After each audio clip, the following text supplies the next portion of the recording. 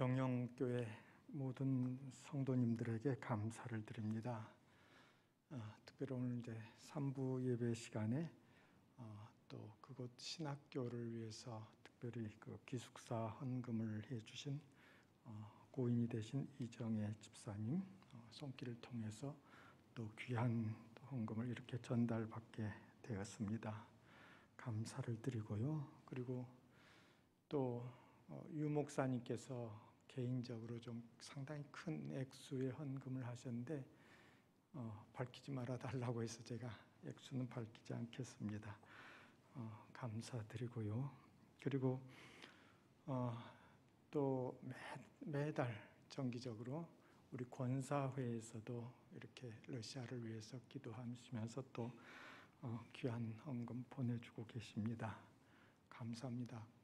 권사회장님한테 인사라도 드리려고 했는데 소개를 안 시켜주시는지 모르겠어요. 예, 그리고 또 신학교 이사로서 또 섬겨주시고 있는 김영호 집사님 감사드리고요.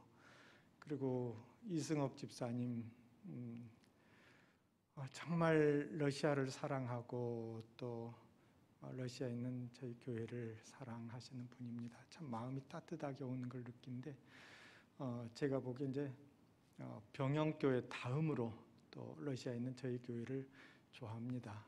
첫 번째로 저희 교회를 좋아한다고 하면 유 목사님 질투하실 것 같아서 차마 그 말씀은 못 드리겠고 하여튼 엄청 사랑하면서 늘 안부 전하고 문안 전하면서 함께 기도 제목을 나누고 그렇게 하고 있습니다. 그 외에도 또 이렇게 제가 방문할 때마다 와서 이렇게 따뜻한 마음을 또 전해주시는 분들이 또 여러분 계시는데 일일이 제가 다 말씀을 못 드리겠습니다만은 또 진심으로 감사를 드립니다. 그 외에도 또 선교사를 위해서 기도하시고 늘 아침마다 또 이렇게 하나님께 기도의 제목을 올리신 분들도 꽤 많이 계신 걸로 제가 알고 있는데 모두가 다 감사합니다. 그런 모든 것들이 모여져 가지고 선교지에서 귀한 역사로 이루어져 가고 있고 또 그곳에서 주의 영광이 드러나게 됨을 말씀을 드립니다. 미국 선교사 중에 그 아도니람 저드슨이라는 선교사가 있었습니다. 이 사람이 옛날 버마, 그러니까 지금 미얀마, 이제 지금 군사 쿠데타가 일어나가지고 요즘 좀 시끄럽던데요. 그곳에 가서 사역을 하고 29년 만에 본국으로 미국으로 이제 들어갔습니다.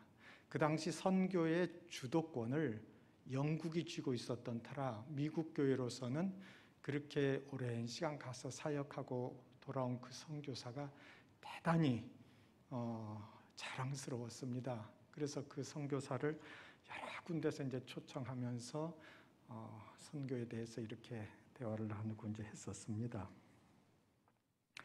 그런데 어느 교회에서 이제 한 3일 정도 집회를 하게 되었습니다. 그 선교사님을 모시고요.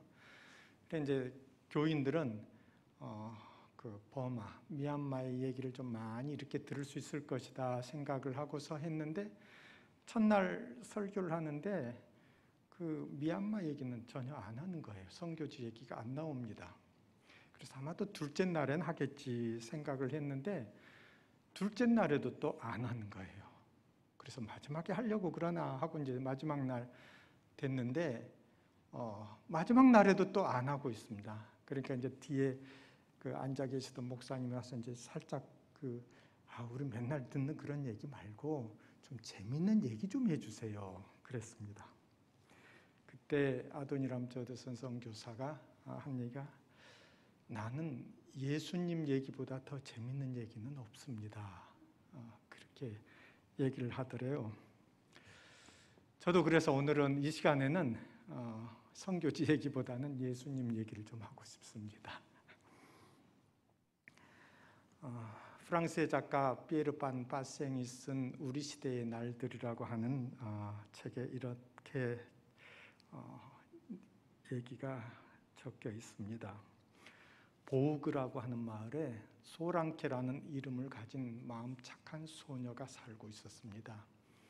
아버지는 누구인지도 모르고 어머니는 알코올 중독자였으며 하나 있는 남동생은 그나마 꼽추였습니다.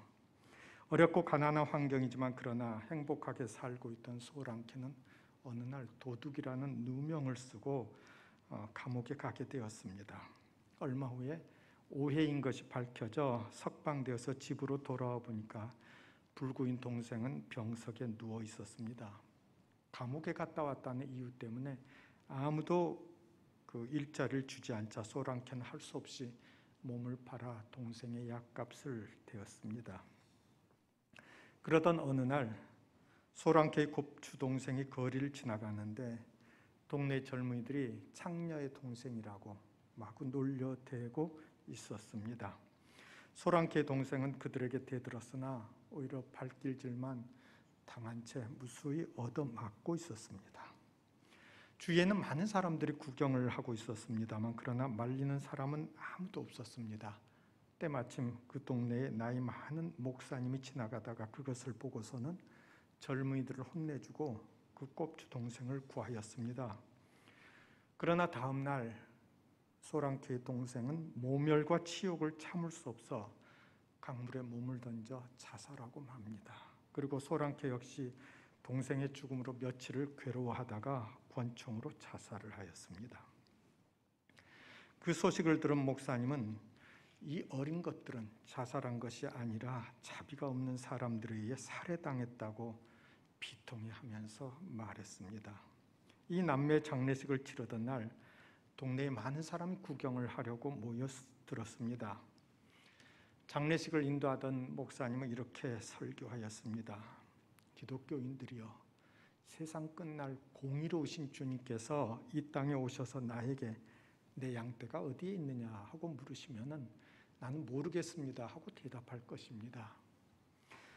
주님께서 다시금 내 양떼가 어디에 있느냐 하고 물으시면은 나는 또 다시 모르겠습니다 하고 대답할 것입니다. 그러나 주님께서 또다시 내 양떼가 어디에 있느냐 하고 물으시면은 나는 참으로 송구스러움과 부끄러움을 무릅쓰고 이렇게 대답할 것입니다. 주님, 저들은 주님의 양떼가 아니었습니다. 저들은 이리떼였습니다. 이 이야기는 보그 마을에 사는 사람들만의 이야기가 아니라 우리 모두의 이야기입니다. 저의 이야기며 동시에 여러분의 이야기입니다. 이 세상에 사는 사람들은 각기 다르게 생겼습니다. 한국 사람과 일본 사람이 다르게 생겼고요. 미국 사람과 러시아 사람이 다르게 생겼습니다. 생긴 것만 다른 것이 아니라 먹는 음식도 다르고 생각하는 사고방식도 다르며 사용하는 언어도 다릅니다. 그러나 모든 사람에게 아시아 사람이든지 아프리카 사람이든지 유럽 사람이든지 모든 사람에게 똑같은 공통점이 하나 있습니다. 그것은 모두가 다 죄인이라는 것입니다. 그래서 로마서 3장 23절은 모든 사람이 죄를 지었다고 그렇게 말하고 있습니다. 우리만이 아니라 성경에 나오는 인물들, 우리가 거룩하다고 생각하는 사람들도 예외 없이 모두가 다 죄인이었습니다. 아브라함도 죄인이고 다윗도 죄인이었으며 바울도 죄인이고 베드로도 죄인이었습니다.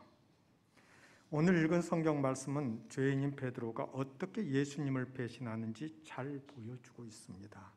예수님께서 체포당하여 끌려가시는 모습을 베드로가 멀리서 따라가면서 바라봅니다. 그리고 대제사장 가야바의 집들에 서 있는데 한 하녀가 베드로에게 말합니다. 당신도 저 갈릴리 사람 예수와 함께 다닌 사람이지요? 그러자 베드로는 나는 당신이 도대체 무슨 말을 하는지 모르겠소 하면서 그 하녀의 말을 부인하였습니다. 그런데 잠시 후 다른 하녀가 주위의 사람들에게 이렇게 말합니다. 이 사람은 나사렛 사람과 함께 다니던 사람이에요. 내가 전에 본 적이 있어요. 그러자 베드로는 하나님께 맹세하건대 나는 저 사람을 모릅니다 하고 맹세까지 하면서 부인하였습니다. 그리고 또 얼마 지난 후 다른 사람들이 와서 당신은 틀림없이 그들과 한패요. 당신의 말투를 보니까 확실합니다 하고 말했습니다. 그러자 다급해진 베드로는 이렇게 말합니다. 내가 저 예수라는 자와 함께 다녔다고 한다면 하나님의 저주를 받아도 줬소. 맹세컨대 나는 저 사람하고 함께 다니지 않았어요. 이번에는 자신을 저주까지 하면서 맹세하고 부인하였습니다. 베드로가 예수님을 배반하는 것을 보면 점점 발전되어 가는 것을 알 수가 있습니다. 처음엔 단지 모른다고 부인하였습니다만, 그러나 두 번째는 맹세까지 하면서 부인하였습니다. 이 부인하는 것, 이것은 사람들 앞에서 하는 거짓말이지만 거짓 맹세는 하나님 앞에서 하는 거짓말입니다. 그리고 마지막에 베드로는 자기 자신을 저주까지 하면서 맹세하고 부인하였습니다. 시간이 지나갈수록 변해가는 모습은 그러나 베드로만이 아니라 죄인인 우리 모든 인간의 모습이기도 합니다. 부부끼리 모이는 어떤 만찬회가 있었습니다. 순서가 진행되는 동안에 많은 사람이 모여서 서로 흥겨운 대화를 나누고 있었습니다. 그런데 사회자가 참석자 중 한 부부를 앞으로 불러내서 남자에게 이렇게 물었습니다. 당신은 다시 태어나도 지금의 부인과 결혼하겠습니까? 그 남자는 조금 더 머뭇거리지 않고 그럴 것이라고 대답하였습니다. 그러자 사회자가 이번에는 그의 부인에게 똑같은 질문을 하였습니다.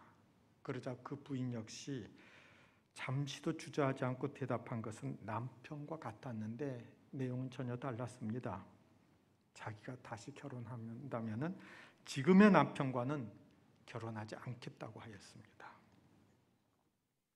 집으로 돌아온 그 부부가 어떻게 했겠습니까? 싸움이 시작되면서 남편이 말합니다. 나는 많은 사람 앞에서 당신과 다시 결혼하겠다고 했는데 당신은 나하고 결혼하지 않겠다고 하면서 나를 완전히 망신을 주던데 도대체 그러면 어떤 놈하고 결혼하겠다는 거야? 어디 숨겨놓은 놈이라도 있는가 보지? 그러자 부인이 책상 서랍 속에서 사진을 한 장 꺼내면서 이렇게 말했습니다. 이 남자가 바로 내가 사랑하는 남자예요. 내가 다시 결혼한다면 이 남자하고 결혼할 거예요. 도대체 어떤 놈이야 하면서 남편이 그 사진을 확 낚고채가지고 그 사진을 보니까 바로 자기 자신의 젊었을 때의 사진이었습니다. 아내가 말했습니다. 20년 전에 우리가 결혼할 때 당신은 나에게 가장 훌륭한 남자였고 최고의 남자였습니다. 그러나 시간이 지나면서 당신은 점차 자기만을 아는 이기주의자로 변해갔습니다. 지금과 같은 당신이라면 나는 결코 결혼하지 않았을 거예요. 많은 부부가 결혼할 때는 괴로울 때나 즐거울 때나 변치 않겠다고 다짐합니다. 그러나 시간이 지나면서 결혼할 때의 다짐과 결심은 다 잊어버리고 점차 변해갑니다. 베드로 역시 마찬가지였습니다. 예수님께서 잡히시기 전에 베드로는 예수님에게 이렇게 말하였습니다. 모든 사람이 다 주님을 버릴지라도 나는 절대로 버리지 않겠습니다. 그런데 예수님께서는 베드로에게 이렇게 말씀하셨습니다. 너는 닭이 울기 전에 나를 모른다고 3번이나 부인할 것이다. 그러자 베드로가 장담하면서 말합니다. 내가 선생님과 함께 죽는 한이 있더라도 나는 선생님을 모른다고 하지 않겠습니다. 이토록 큰 소리를 쳤지만 베드로는 너무나도 쉽게 주님을 배반하고 말았습니다. 그러나 성경은 말합니다. 닭이 우는 소리를 듣고 베드로는 예수님의 말씀을 생각하면서 참회의 눈물을 흘렸다고요. 닭이 우는 소리는 죄인을 찾아오시는 하나님의 사랑의 음성입니다. 이 세상에는 하나님의 사랑을 깨달으면서 사는 사람이 있고 깨닫지 못하며 사는 사람이 있습니다. 잊지 마십시다. 하나님의 사랑을 깨닫게 되면 영혼의 눈을 뜨게 되며 내면의 자유함을 누리고 그리고 이 세상을 다르게 살아가게 됩니다. 어느 날 하나님께서는 아브라함에게 이렇게 말씀을 하셨어요. 아브라함아, 네 아들 이삭을 나에게 번제로 바쳐라. 이 무슨 기막힌 말씀입니까? 아니 주실 때는 언제고 이제는 그 죽여서 제물로 그렇게 바치라고 하시니까. 그러나 아브라함은 순종하였고 불과 나무를 준비하여 모리아 산으로 갔습니다. 그리고 이삭을 제단 위에 올려놓고 칼을 들어 이삭을 죽이려고 하는 순간 하나님께서는 다급하게 소리치셨습니다. 아브라함아, 아브라함아, 그 아이에게 손대지 마라. 제가 사역하고 있는 상트페테르부르크에는 에르미타주라고 하는 큰 미술 박물관이 있습니다. 그곳에는 렘브란트가 그린 모리아 산에서 이삭을 제물로 바치는 그림이 있는데 그 그림을 볼 때마다 저는 깊은 감격을 느낍니다. 아브라함이 이삭을 묶어놓고 이제 죽이기 위해서 칼로 이렇게 내리치려고 하는 그 순간에 천사가 다급하게 그 칼을 들고 있는 아브라함의 그 팔을 아주 세차게 내리칩니다. 그러면서 아브라함은 그 칼을 놓쳐버리고 말아요. 얼마나 급했으면은 이 팔을 붙잡을 겨를도 없이 그냥 그 손을 내리쳤겠습니까? 그 그림은 위급한 순간의 묘사를 참 잘해 놓았습니다. 하여튼 기적은 일어났고 죽기 직전에 이삭은 살아날 수 있었습니다. 그리고 나서 2000년의 세월이 흘러갔습니다. 이삭을 제물로 바쳤던 모리아 산은 이제 골고다 언덕으로 그 이름이 바뀝니다.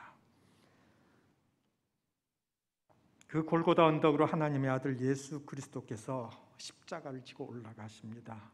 죄 하나 없으신 분이 인류의 죄를 한 몸에 지고 바로 여러분과 저의 죄를 모두 지고 한 걸음 한 걸음 올라가십니다. 요한을 비롯한 몇몇 제자들은 이렇게 생각을 하였습니다. 하나님의 아들이신데 설마 죽기야 하겠는가? 죽기 직전에 어떤 기적이 틀림없이 일어날 거야. 그렇게 생각을 하였기 때문에 십자가를 지신 그 주님을 멀찍이 바라보면서 이렇게 따라가고 있었습니다. 예수 그리스도께서 십자가에 못 박혀 매달릴 때 거기에 모인 많은 구경꾼들이 조롱하면서 외쳤습니다. 내가 만일 하나님의 아들이거든 지금이라도 그 십자가에서 내려와 보시지.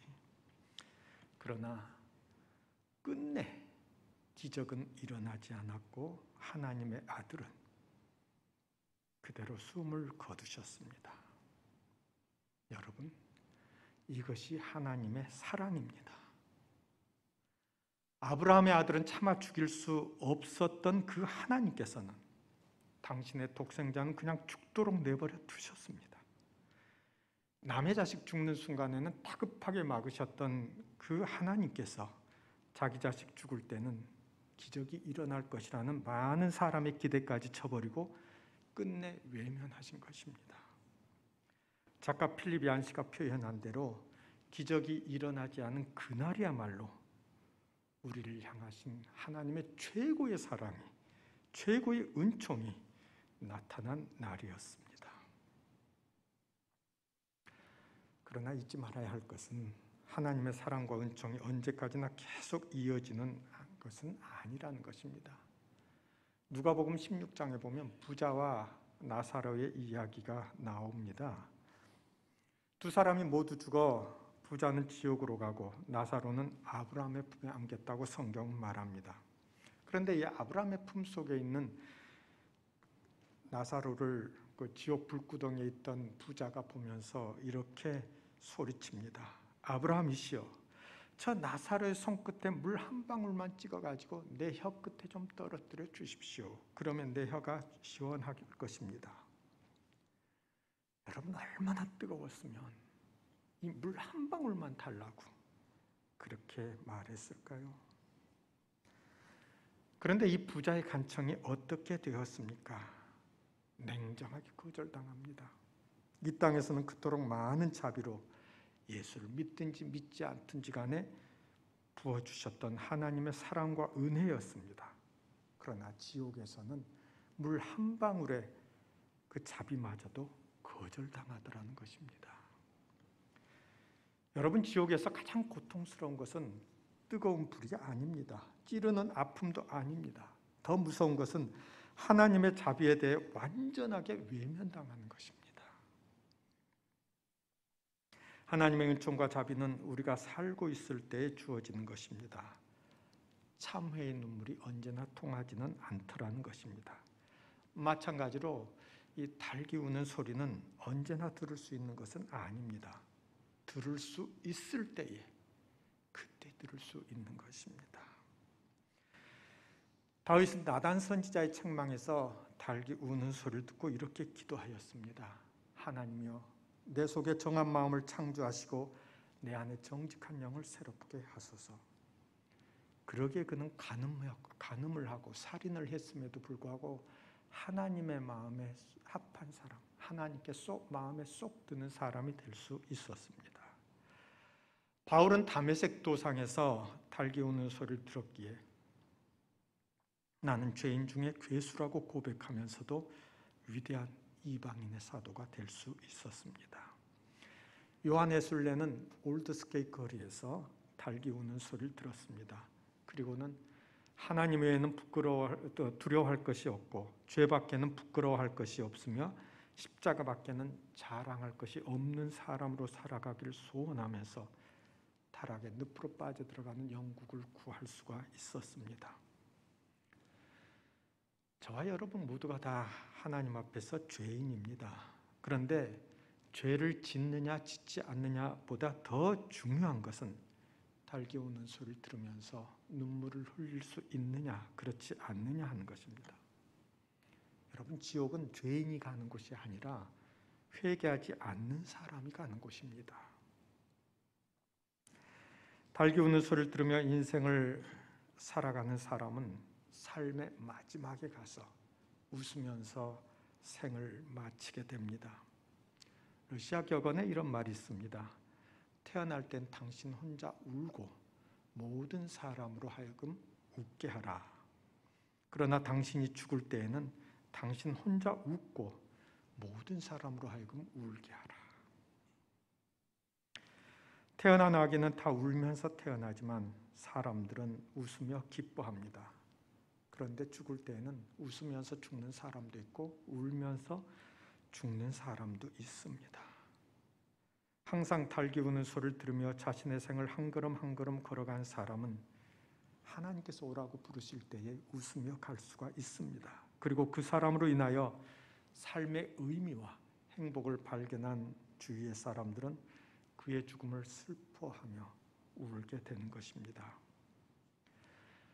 베드로처럼 예수님을 부인하고 심지어 저주까지 했다고 하더라도 좋습니다. 닭이 우는 소리를 듣고 참회의 눈물을 흘릴 수만 있다면 위대한 사도가 될 수 있습니다. 비록 소란케의 곱주 동생을 발길질을 하는 현장에 있었다고 하더라도 좋습니다. 그들의 장례식에서 목사님의 설교를 통하여 닭이 우는 소리를 듣고 눈물을 흘릴 수만 있다면 우리에게는 희망이 있습니다. 20년 전에는 천사와 같은 남편이었고 아내였는데 지금은 다시 결혼하고 싶지 않은 부부라 하더라도 좋습니다. 지나간 사진을 들여다보면서 닭이 우는 소리를 듣고 그 소리에 눈물을 흘릴 수만 있다면 다시금 행복한 부부가 될 수 있습니다. 사람은 한 번 태어나면 두 번 죽습니다. 그러나 두 번 태어나면 한 번밖에 죽지 않습니다. 거듭나지 못한 사람은 육신의 죽음과 함께 영원한 저주와 심판 가운데 버려집니다. 그러나 거듭난 사람, 한 번 더 태어난 사람은 육신의 죽음만 있을 뿐 그 영혼은 하나님과 함께 영원한 생을 살아갑니다. 닭이 우는 소리를 듣는 사람은 예수 그리스도 안에서 두 번 태어나는 복된 사람이 되는 것입니다. 이 복된 은총이 여러분에게 주어질 때 여러분 그 은총을 고스란히 다 받아 누릴 수 있게 되기를 진심으로 바랍니다. 기도하십시다.